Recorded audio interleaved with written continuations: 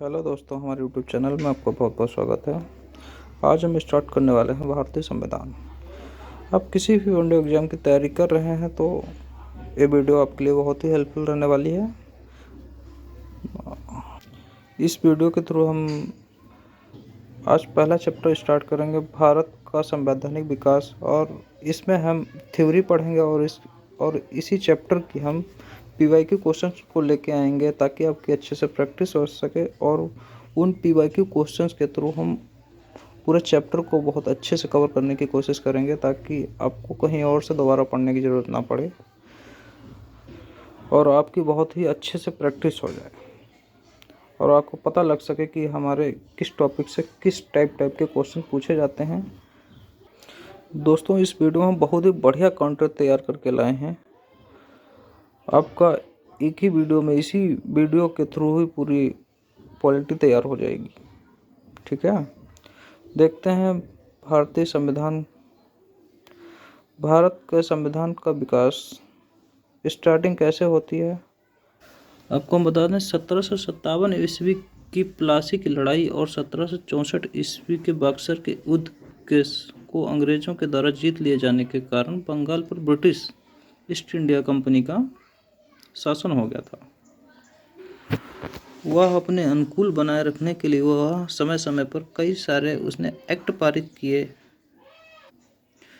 जो भारतीय संविधान के विकास की सीढ़ियाँ बनती हैं। देखते हैं, पहले देख लेते हैं भारतीय संविधान क्या है। ठीक है, वह संवैधानिक दस्तावेज जो उस देश की जनता के विश्वास और उसकी आकांक्षाओं को प्रतिबिंबित करती है या किसी भी देश की राजनीतिक व्यवस्था, न्याय व्यवस्था तथा नागरिकों के हितों की रक्षा करने का मूल माध्यम होता है। ठीक है,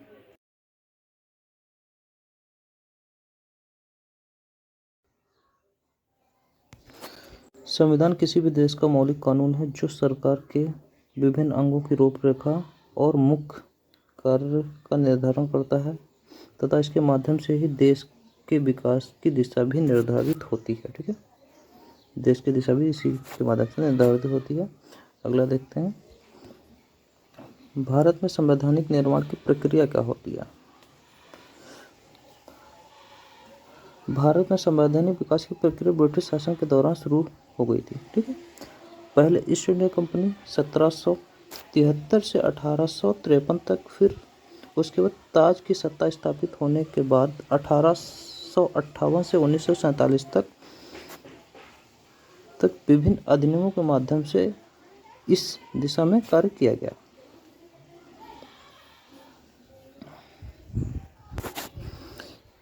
ईस्ट इंडिया कंपनी द्वारा लाए गए अधिनियम देखते हैं।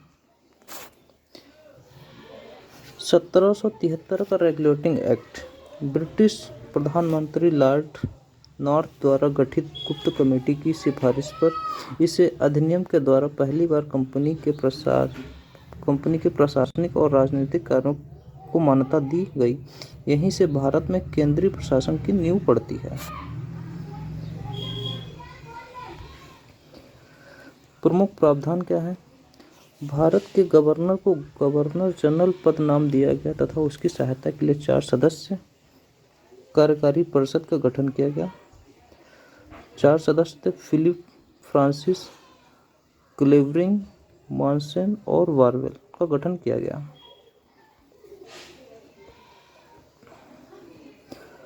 प्रथम गवर्नर जनरल वारेन हेस्टिंग था। मद्रास और बॉम्बे प्रेसिडेंसी के गवर्नर इसके अधीन कर दिए गए। ठीक है, 1774 में कलकत्ता में सर्वोच्च न्यायालय की स्थापना की गई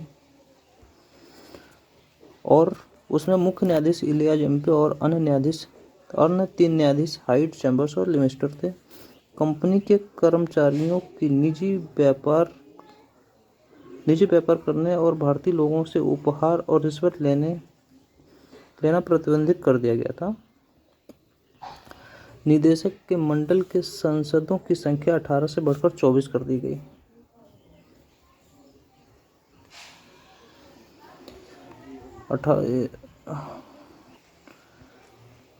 देखते हैं 1781 का संशोधनात्मक बंदोबस्त प्रस्ताव। अधिनियम है।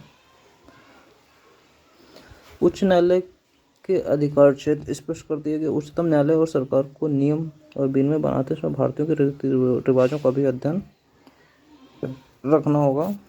ये प्रावधान किया गया। प्रांतीय न्यायालयों में अपील गवर्नर जनरल के पास की जा सकती थी। ठीक है।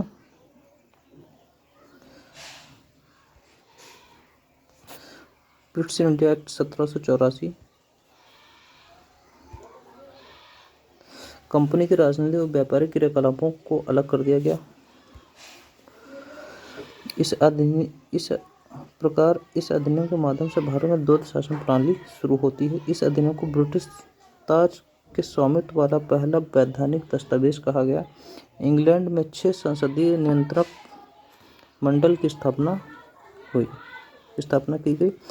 चांसलर ऑफ एक्सचेंज एक राज्य सचिव, प्रिवी काउंसिल के 4 सदस्य, गवर्नर जनरल की परिषद की सदस्य संख्या 4 से घटकर 3 कर दी गई। 1886 का संशोधनात्मक अधिनियम। इस अधिनियम को लाए जाने का कारण यह था कि गृह सरकार के क्षेत्र में जिस द्वैध शासन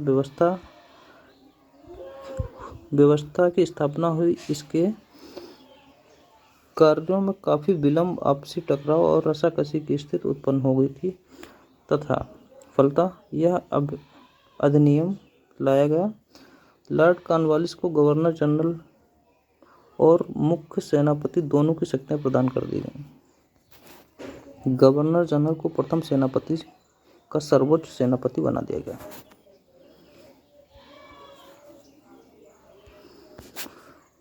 चार्टर अधिनियम 1793 देखते हैं।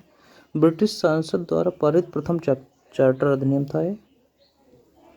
ब्रिटिश कंपनी के व्यापारिक एकाधिकार को 20 वर्षों के लिए बढ़ा दिया गया। बोर्ड ऑफ कंट्रोल के सभी कमिश्नरों का वेतन भारतीय राजस्व से दिया जाने लगा। ब्रिटिश भारतीय क्षेत्र में लिखित विधियों द्वारा प्रशासन की नींव रखी गई तथा सभी कानून व विनियमों की व्याख्या और अधिकार न्यायालय को प्रदान कर दिया गया।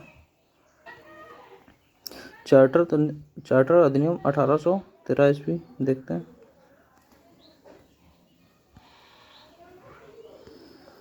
कंपनी का व्यापारिक एकाधिकार समाप्त कर दिया। केवल चाय के व्यापार और चीन के साथ व्यापार पर एकाधिकार बना रहा। ईसाई मिशनरियों को भारत में धर्म प्रचार की छूट मिल गई। विलियम विल्बर्स फोर्स के नेतृत्व में ईसाई कमीशन भारत आई। शिक्षा प्रचार के लिए प्रतिवर्ष 1 लाख रुपए खर्च करने की बात की गई। चार्टर अधिनियम 1833। कंपनी के व्यापारिक एकाधिकार को पूरी तरह से समाप्त कर दिया गया। चीन के साथ व्यापार को भी समाप्त कर दिया गया। यूरोप के नागरिकों को भारत आने तथा यहाँ भूमिवास संपत्ति खरीदने का अधिकार दे दिया गया। यूरोप के नागरिकों को भारत आने तथा यहाँ भूमि और संपत्ति खरीदने का अधिकार दे दिया गया। बंगाल का गवर्नर जनरल अब भारत का गवर्नर जनरल कहा जाने लगा। भारत का प्रथम governor general Lord William Bentinck था। गवर्नर जनरल के परिषद में 1/4 विधि सदस्य जोड़ा गया। लॉर्ड मैकाले को पहला विधि सदस्य बनाया गया। विधि की स्थापना की गई। लॉर्ड मैकाले को इसका अध्यक्ष बनाया गया। इसी अधिनियम के अंतर्गत दास प्रथा को भी समाप्त करने की घोषणा की गई। आगे चलकर 1843 में लॉर्ड एलनबरो के शासनकाल में प्रतिबंधित कर दिया गया। चार्टर अधिनियम 1853 देखते हैं। इस अधिनियम के अंतर्गत कोर्ट ऑफ सदस्यों की संख्या में कमी कर दी गई। सदस्यों की संख्या 24 से घटकर 18 हो गई। सभी सेवाओं में नियुक्तियां प्रतियोगी परीक्षा के आधार पर किए जाने थे। कोर्ट ऑफ डायरेक्टर की नई प्रेसिडेंसी बनाने का अधिकार व पुरानी सीमाओं में परिवर्तन करने का अधिकार मिला। 1859 में पंजाब में एक उपराज्यपाल की नियुक्ति की गई। इस अधिनियम के तहत भारतीय शासन में विधायिका और कार्यपालिका के बीच स्पष्ट भेद किया गया। विधि सदस्य को गवर्नर जनरल के कार्यकारिणी परिषद का स्थायी सदस्य बना दिया गया। भारत शासन अधिनियम 1858 यह अधिनियम 1857 ईस्वी के विद्रोह के बाद लाया गया। इस अधिनियम का उद्देश्य भारत पर शासन पर अपना सख्त नियंत्रण स्थापित करने का प्रयास किया गया। भारत का शासन कंपनी के हाथों से लेकर ब्रिटिश क्राउन को सौंप दिया गया। भारत सचिव secretary of state for India कहकर पुकारा गया। यह board of control of director के द्वारा किया जाने वाला अब भारत सचिव द्वारा किया जाना था। भारत सचिव के परामर्श के लिए 15 सदस्यीय परिषद का गठन किया गया। इस अधिनियम के द्वारा भारत के गवर्नर जनरल को वायसराय भी कहकर पुकारा जाने लगा। लॉर्ड कैनिंग को भारत का प्रथम ऐसा गवर्नर जनरल बनाया गया था। भारत जनरल के काउंसिल के सदस्य की नियुक्ति भारत के सचिव द्वारा उसके काउंसिल के बहुमत के आधार पर की जाती है।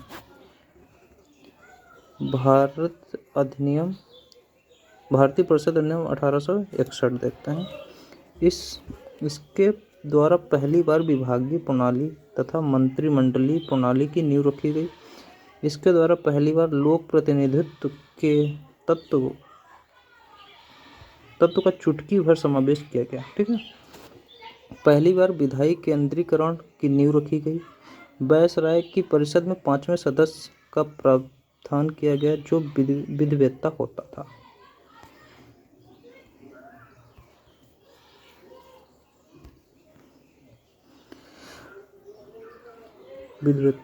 था।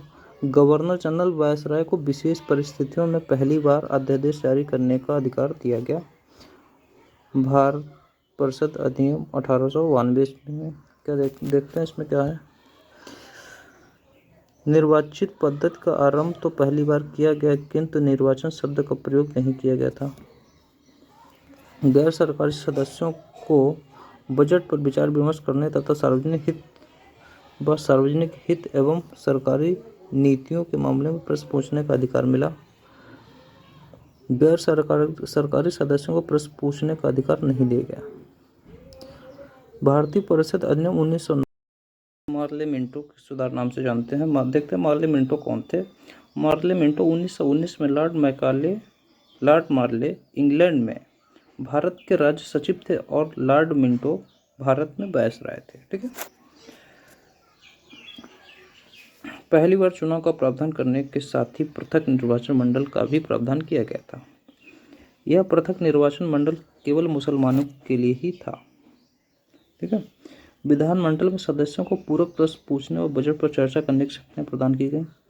वायसराय की कार्यकारिणी परिषद तथा भारत की सचिव परिषद में भारतीयों को स्थान मिला। वायसराय की कार्यकारिणी परिषद में सत्येंद्र प्रसाद सिन्हा तथा भारत की परिषद में 2 भारतीय सदस्य नियुक्त किए गए। महात्मा गांधी कहते हैं मार्ले मिंटो सुधार ने हमारा सर्वनाश कर दिया। और क्या मुंशी क्या कहते हैं? क्या मुंशी कहते हैं इन्होंने उभरते हुए प्रजातंत्र को जान से मार डाला। भारतीय परिषद अधिनियम 1919 जिसे हम मैंटेगू चेम्सफोर्ड सुधार के नाम से जानते हैं। पहली बार केंद्र एवं प्रांतों के मध्य शक्तियों को विभाजन किया गया। प्रांतों में पहली बार द्वैध शासन व्यवस्था लागू की गई और संघ लोक सेवा आयोग का गठन किया गया। ठीक है। संघ लोक सेवा आयोग का गठन किया गया, ये इधर है। द्वैध शासन व्यवस्था भी लागू की गई है और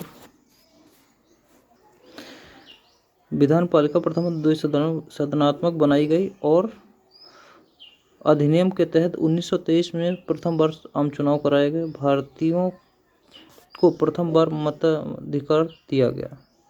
महिलाओं के मतदान के अधिकार के मामले में राज्य विधानमंडलों को निर्णय लेने का अधिकार प्रदान किया गया। मद्रास प्रांत में महिलाओं को मताधिकार प्रदान किया गया। देखते हैं, इम्पोर्टेंट पॉइंट है। विश्व में सर्वप्रथम न्यूजीलैंड में महिलाओं को मतदान का अधिकार दिया गया था। ठीक है, देखते हैं। यह मंत्रियों के जिम्मे था, जो व्यवस्थापिका के निर्वाचन बहुमत से चुने जाते थे और व्यवस्थापिका के प्रति उत्तरदायी होते थे। पृथक प्रतिनिधित्व में सिख भी शामिल किए गए। इंग्लैंड में एक भारतीय उच्च न्यायालय उच्चायुक्त नामक पदाधिकारी की नियुक्ति की गई। गवर्नर जनरल को कुछ विशेष शक्तियां प्रदान की गई।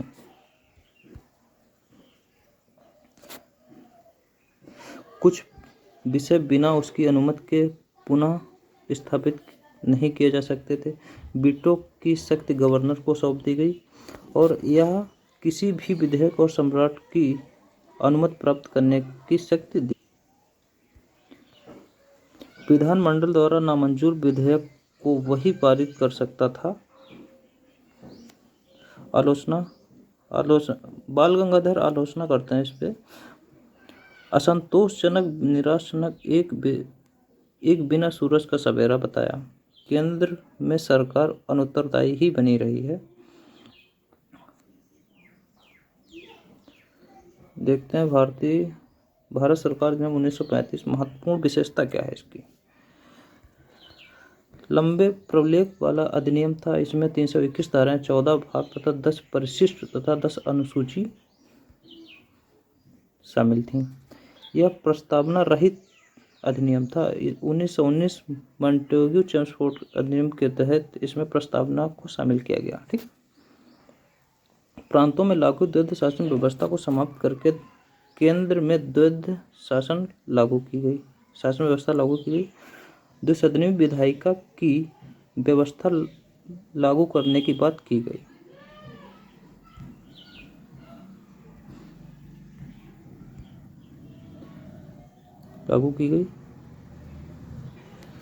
मताधिकार को पहले से ही बढ़ाने की बात की गई।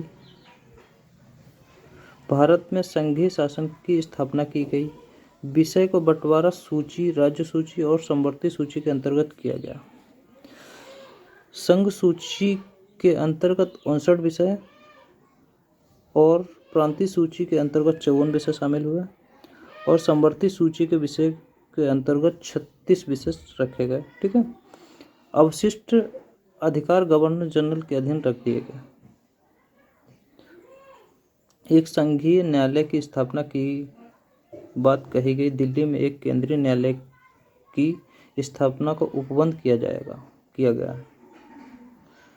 इस अधिनियम के तहत अदन और बर्मा को भारत से अलग करने का है। इस अधिनियम के तहत अदन और बर्मा को भारत से अलग करने की बात कही गई। ठीक है, 1937 में बर्मा को भारत से अलग कर दिया गया। जवाहरलाल नेहरू कहते हैं दास्ता का नया चार्टर कहा है। जवाहरलाल नेहरू ने इसे दास्ता का नया चार्टर कहा है। मोहम्मद अली जिन्ना कहते हैं पूर्ण रूप से रद्दी है, बुनियादी रूप से बुरा है और स्वीकार रूप बुरा और स्वीकार करने के पूर्णतः अयोग्य बताया है। मोहम्मद अली जिन्ना कहते हैं पूर्ण रूप से रद्दी, बुनियादी रूप से बुरा और स्वीकार रूप बुरा और स्वीकार करने के पूर्णतः अयोग्य बताया है। अखिल भारतीय संघ की स्थापना होती है। 1935 में भारतीय शासन के अधिनियम के अनुसार अखिल भारतीय संघ की स्थापना 11 ब्रिटिश प्रांतों तथा 6 कम्युनिस्ट राज्यों तथा उनमें देशी रियासतों से मिलकर होना था, जो स्वेच्छा से इसमें शामिल हों।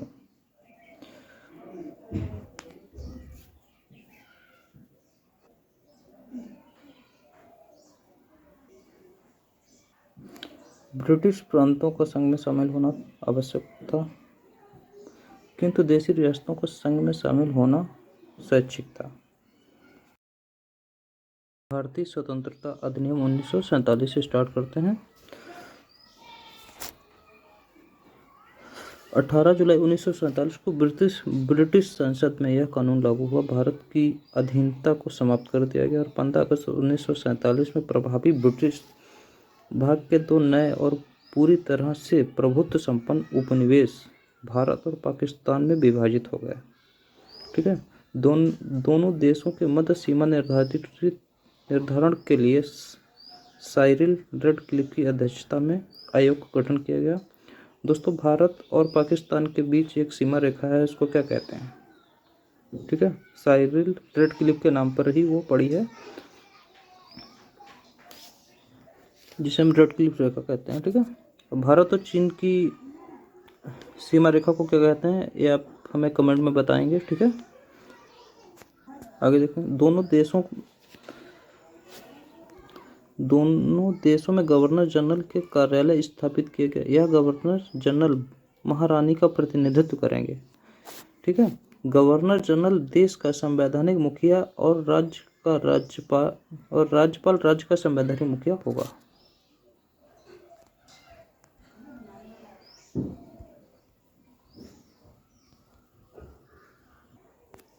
एक अंतरिम संविधान प्रदान करने के लिए भारत सरकार अधिनियम 1935 को संशोधित करके लागू किया गया। इस अधिनियम में 20 सेक्शन और 3 अनुसूचियां थीं और इसमें भारत के राज्य सचिव का पद समाप्त कर दिया गया था। ठीक है।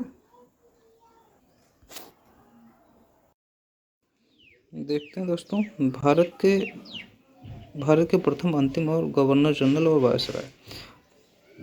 प्लासी युद्ध के दौरान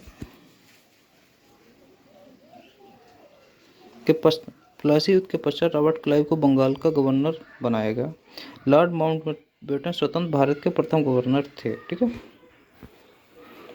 रॉबर्ट क्लाइव बंगाल के गवर्नर तथा 1758 से 1767 तक रहे। वारन हेस्टिंग बंगाल का गवर्नर था, बंगाल के प्रथम गवर्नर जनरल कहे गए। लॉर्ड विलियम बेंटिंक ये भारत के प्रथम गवर्नर जनरल बने। लॉर्ड कैनिंग यह भारत के प्रथम वायसराय बने। लॉर्ड माउंटबेटन अगस्त 1947 से 1948 तक स्वतंत्र भारत के प्रथम गवर्नर जनरल रहे। श्री राजगोपालाचारी जून 1948 से 1950 तक स्वतंत्र भारत के प्रथम तथा अंतिम भारतीय गवर्नर जनरल रहे हैं। दोस्तों, हम इसी तरह चैप्टर बाय चैप्टर पूरी इस बुक को कवर करेंगे और हर चैप्टर की अलग अलग ही वीडियो रहेगी ताकि वीडियो ज़्यादा लंबी ना हो। दोस्तों, इसके बाद हमारा नया चैप्टर चालू होगा और ऐसे ही चैप्टर बाय चैप्टर हम थ्योरी और पीवाईक्यू क्वेश्चन की प्रैक्टिस करते रहेंगे ताकि आपकी तैयारी एकदम बेहतर से बेहतर हो जाए, आप किसी भी एग्ज़ाम के लिए बहुत अच्छे से प्रिपेयर हो सकें। ठीक है भाई, थोड़ा हमारे चैनल को सपोर्ट करें और लोगों को तक शेयर करें ताकि हम और मेहनत कर सकें। इसी तरह हम इतिहास की भी प्लेलिस्ट तैयार कर रहे हैं, chapter by chapter theory and PYQ की, इतिहास, पॉलिटी, इकोनॉमिक्स की भी करेंगे और ज्योग्राफी की भी कर रहे हैं। ठीक है, सारे सब्जेक्ट की हम थ्योरी और पीवाईक्यू क्वेश्चन की प्रैक्टिस कराएंगे। ठीक है, thank you, thanks for watching.